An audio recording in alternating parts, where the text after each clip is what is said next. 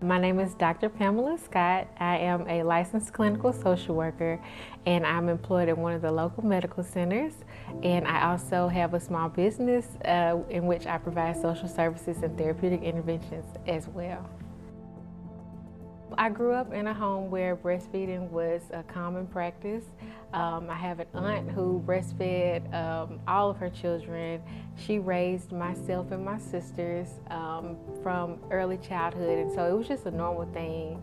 And we really didn't even see a whole lot of baby bottles. We just knew that that's where milk came from, and it wasn't until we got older and start going out and being exposed to more things and realizing, okay, there's other ways that people feed children. So it was just the norm in the household that I grew up in.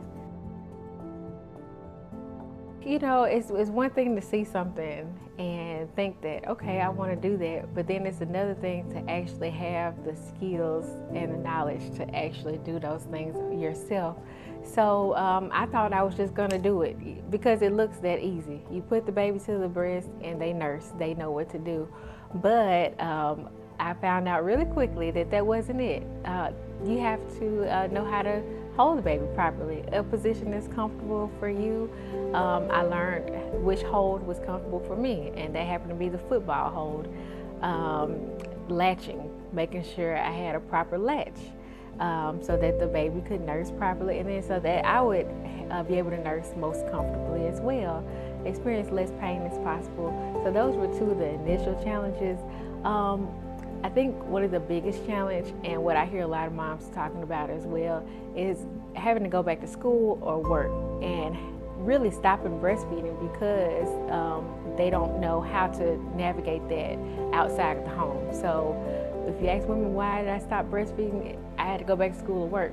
So I was determined to continue to breastfeed even after I went back to work. And that was a challenge, being able to find time to do it, a place to do it, and then just having employers that were understanding of my need to do that and being understanding of the time that it would take. So I actually did conduct a study with 100 young black women. The literature supports that the majority of black women that do not breastfeed are within the ages of around 20 to 30. So number one, it shows that lack of exposure. If you don't see people doing it, modeling this type of behavior, it's not something that you would just automatically do unless you were exposed to it. And so what we found in the study was that a lot of the women said that they had not seen anybody or did not know anybody who did it. And then, like I said, if they did decide to do it, there were issues with knowing how to continue to breastfeed. The literature talks about how women nursed out of necessity at one point. And so you'll see that there is a time period where our women, or just women in general, stopped breastfeeding as much. One thing I did find was that introducing solids earlier on and nipple confusion, things like that. So I think that it's really just exposure, knowing that the size of a baby's tummy and that a baby's cry doesn't necessarily mean they're not getting enough breast milk. A lot of women feel like they're not producing enough milk, and then you have those outside influences saying, why are you nursing that baby so much? Thinking that, oh, if I have to nurse my baby so frequently, it must be because they're not getting enough milk, when in actuality, a baby's tummy is so small, they're going to nurse frequently because their tummy can only hold so much, and it's just a natural thing.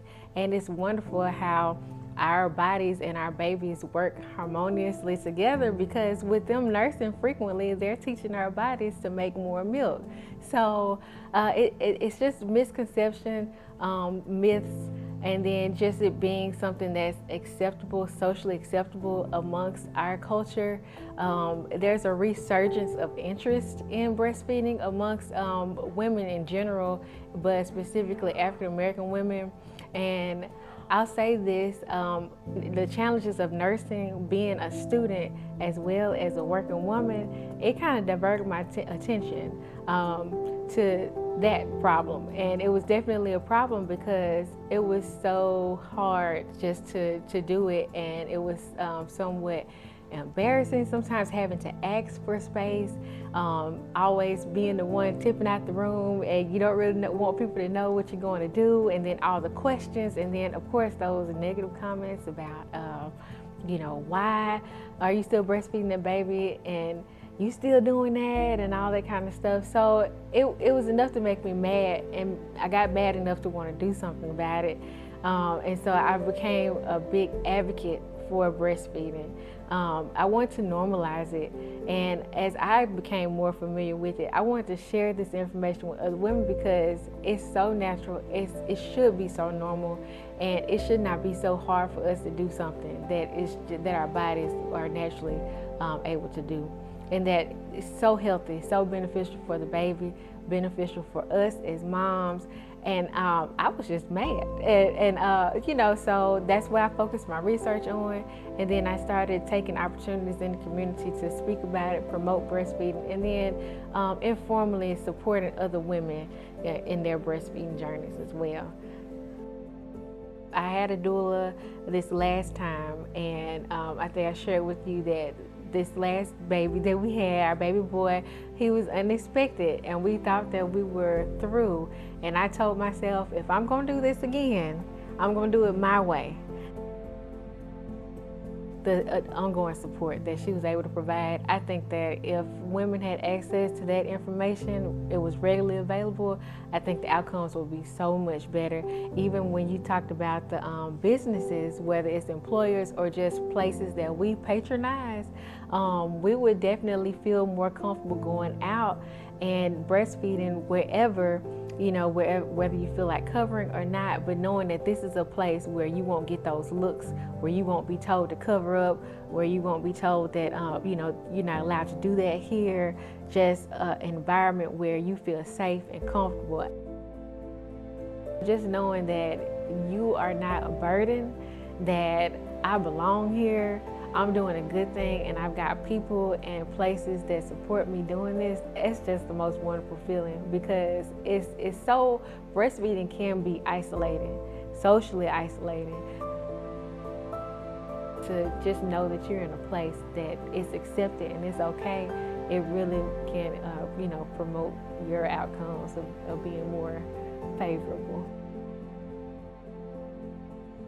So as a breastfeeding mother, a business that supports breastfeeding is extremely important.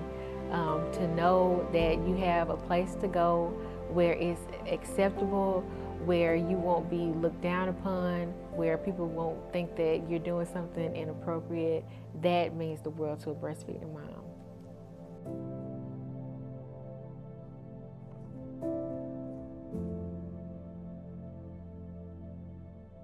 My name is Takia Williams. I am the owner of Mama Nature's Juice Bar, one of Mississippi's favorite juice bars here. We are plant-based, and for anyone that doesn't know what that means, that's just, no dairy, no meat or anything in our items. We do smoothies, juices, just your convenient health stop. How do we support breastfeeding women? We support them by letting them know this is an open space and you are welcome.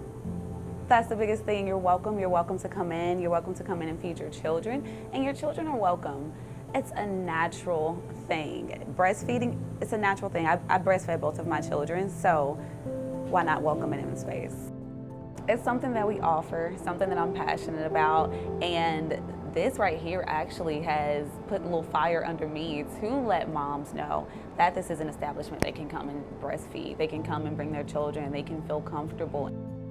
It can benefit the businesses because, come on now, moms, we love to shop and eat, So if you're in those categories and we can come and we're comfortable, we're gonna patronize your establishment. So, ensure that moms are comfortable, ensure that we're comfortable, ensure that the space is, if it's not a space where we can, try to find some ways to accommodate.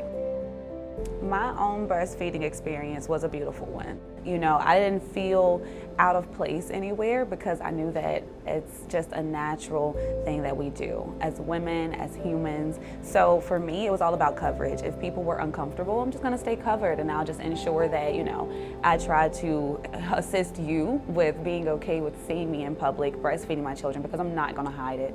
You know, it's not something I have to run to my car to do. Like, if it's time, let's just cover and let's go. So even here, and now you're just making me think of something I could do for moms, providing them with that if they do feel out of place or if they do feel a bit nervous, just letting them know that you're welcome to come in and do it. I know my friend has definitely came in and breastfed her son, and she's just like, hey, I know I can do it here, and I'm comfortable with doing it.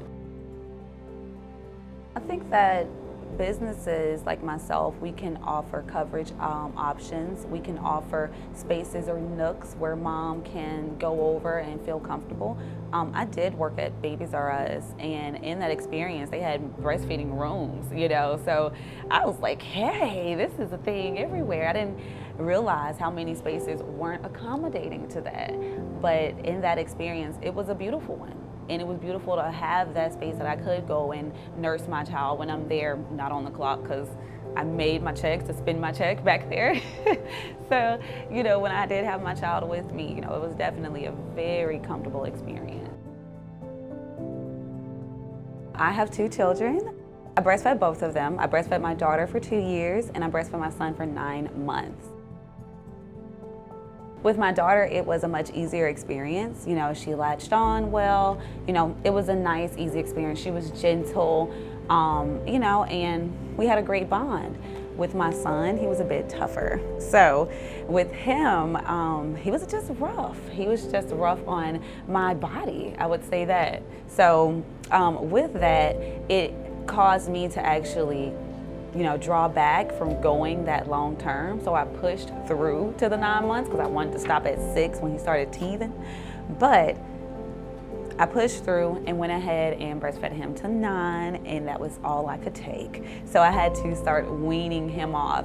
And in that experience, that's actually what pushed me more towards my health journey, because I switched him from breast milk to regular milk. And with that, we went through a whole experience of everything upsetting his stomach, trying to figure out what could he actually take. And at the end of it, it was none of it. But you know, through that journey and through that process, you know, we became as a family more involved in ourselves, more involved in our body and listening to it, and more involved in health. If there's any moms out there that feel uncomfortable and there's spaces that aren't, you know, accommodating moms to allow them to feel comfortable in the space, we gotta do something about it.